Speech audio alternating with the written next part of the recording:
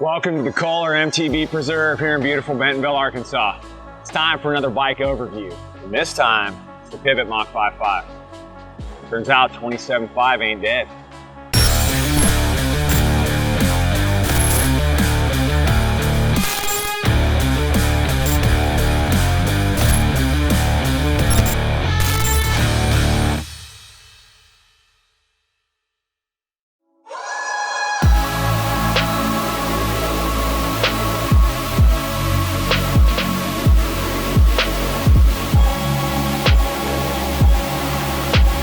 All right, here it is, the Pivot Mach 5.5, billed as the quintessential trail bike.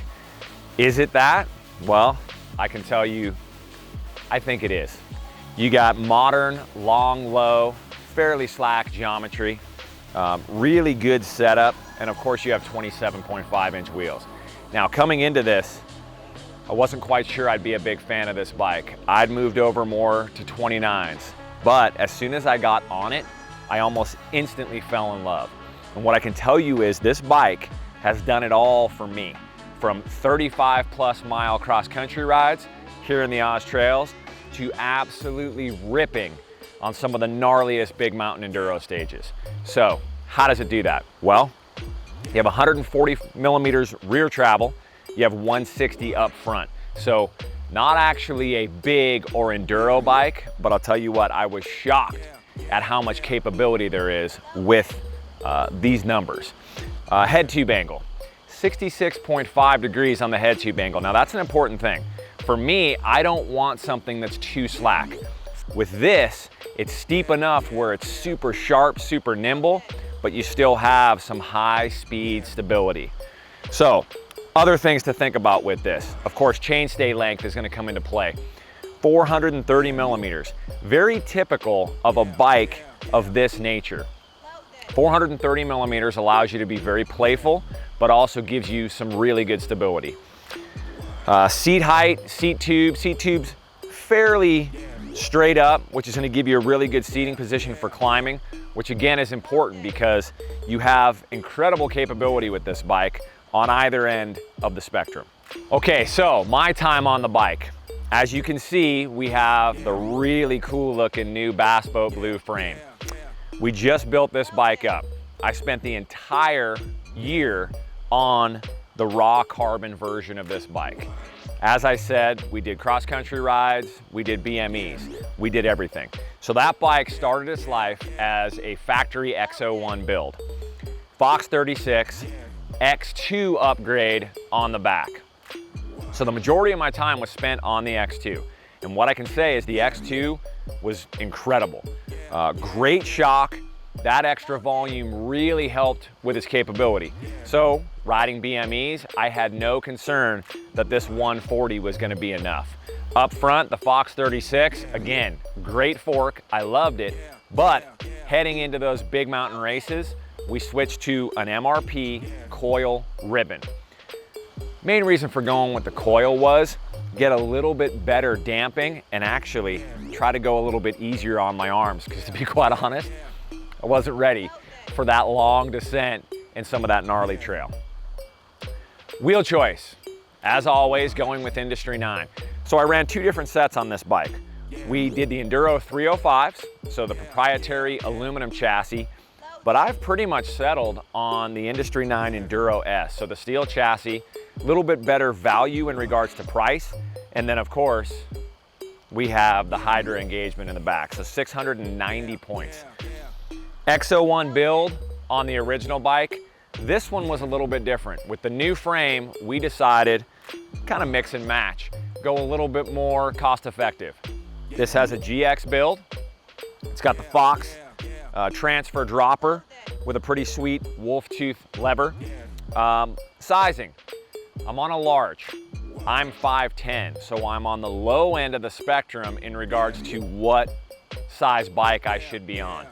A lot of that comes back to personal preference. I prefer a longer bike with a shorter stem. So large, 45 mil stem. And also on top of that, I like to roll my bars forward. So it's a very unique setup for me and what I like.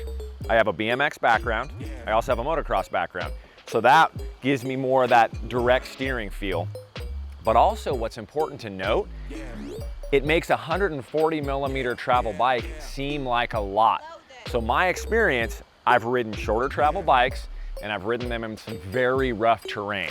So I'm very comfortable on this bike with this amount of travel, hitting some really big stuff.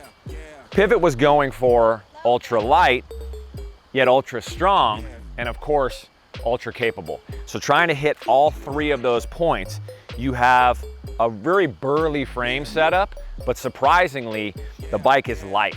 So full build, I think they claim somewhere around 28 and a half pounds. So for me, my bike is running a little bit heavier because I wanted to err on the side of caution. So what we're doing is running thick tires. So this is a Maxxis Minion DHF in the back, and I went with a double down compound. I got the Andre Agassi up front, double down as well. This setup was the BME setup, so it's a little much for around here, but I'm cool with it because if it keeps me from getting a flat, I'm all in. Now, of course, you can see the sticker on the inside. We're running the CushCore front and rear. So that's a question that gets asked a lot. Do you just run CushCore in the back? Not a chance. I run CushCore front and rear. Part of the reason is it's so dynamically different. The advantages you get with CushCore from a handling perspective and also ride quality are incredible. So there's no reason not to run it in the front with the back. On top of that, of course, you get flat protection and rim protection. So happy to say only one time did I flat in a stage at the BME. And I bombed all the way down on that CushCore, had zero issues with the rim after it.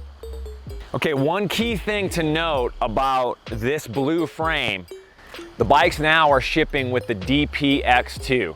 I've had very little time on this. The majority of my time riding on both the 5.5 and the Switchblade have been on the X2, which I've already said I love. This DPX2, I'm starting to get comfortable with it. Still playing around a little bit with some of the settings, but what I've noticed is when I'm hitting some of the jump lines around here, I'm actually running it in the middle setting as far as compression goes. So time will tell, but my initial response, it's pretty darn good. How does Pivot handle strength for a bike like this? Now, in order to take something with 140 millimeters of travel and hit some big mountain enduros, you need to have a strong carbon layup. And Pivot uses a proprietary hollow core internal molding process that gives the bike all that strength. So the idea is more strength, lighter weight, and a frame that weighs as low as 5.2 pounds. So the search continues for the ultimate trail bike, the one bike to do it all. Is this that bike? Man, that's a tough question to answer. I can tell you, I'm pretty swayed. I have a garage with multiple options, and those options include the Switchblade, the Firebird 29, and a Trail 429. I've reverted back to this bike over and over again, and I think it comes back to one word, and that's fun. This thing is incredibly fun. It does everything very well. It's super maneuverable. I can ride it long distances, but then I can hit the biggest jumps we have around here. So for me, I think you have to come back to that one word. You have to think about fun. Would I pick this if I was solely racing? Probably not. I'd probably go Firebird 29 if it was BME stuff, or if it was more local Arkansas Enduro rounds. I might go with the Switchblade or even the Trail 429. But the majority of people, you're out there to have fun. You want a bike that's gonna do everything well. You want a bike that's gonna be fun, that's gonna be maneuverable, that's gonna let you climb, that's gonna let you descend, that's gonna do it all. In my experience with this bike this past year, it's done all of that, and it's done it in spades.